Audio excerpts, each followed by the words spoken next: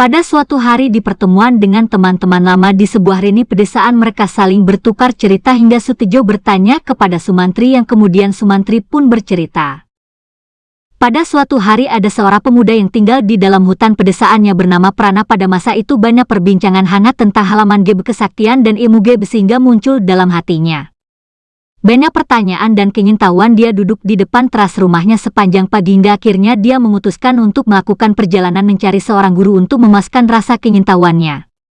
Hingga Prana pun melakukan perjalanan pencarian keyakinannya hingga setelah sekian lama menyusuri berbagai desa hutan dan lembah, Prana belum menemukan sosok yang dicari. Hingga akhirnya Prana tiba di hutan larangan dan bertemu dengan seorang kakek tua yang bernama Ki Buyut, seorang kakek tua yang kelihatan ramah bijaksana dan masih terlihat sangat berwibawa meskipun usianya sudah tua. Kemudian Ki Buyut pun menanyakan maksud dan tujuan Prana dan tanpa ragu Prana pun menyampaikan bahwa ia ingin menghilangkan kebimbangan di hatinya tentang halaman gaib dan tentang alam gaib dan ingin bisa melihat halaman gaib. Kemudian Ki Buyut pun menjawab, baiklah Prana, tapi laku ini cukup berat. Pertama, berpuasa selama 3 hari tanpa tidur dan selama puasa harus menjaga kesucian lahir dari segala macam najis dan kotoran dan menjaga kesucian batin dari segala macam nafsu dan amarah manusia, dan harus bangun lebih dulu daripada matahari. Di setiap matahari akan terbit bacalah surat Yasin 41 kali, kemudian bermeditasi dengan mengatur nafas dengan zikir pernapasan. Ucapan Allah saat menarik nafas dari hidung dan bayangkan ada energi yang tertarik masuk ke dalam diri. Rasakan nafasmu yang dihirup dari perut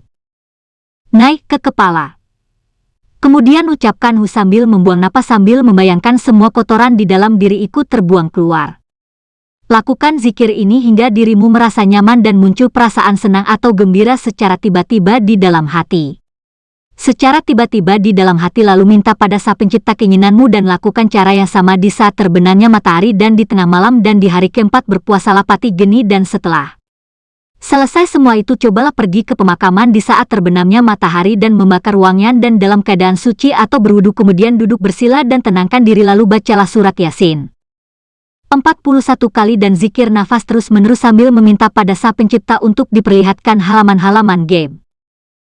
Kemudian Prana pun melakukan semua persyaratan yang diajarkan oleh Ki Buyut. Lalu tibalah saatnya untuk mempraktekkan ilmu yang diajarkan oleh Ki Buyut. Setelah itu akhirnya dia melihat berbagai macam halaman gaib yang tak pernah dia bayangkan, yang sangat berbeda jauh dari yang diceritakan orang-orang selama ini.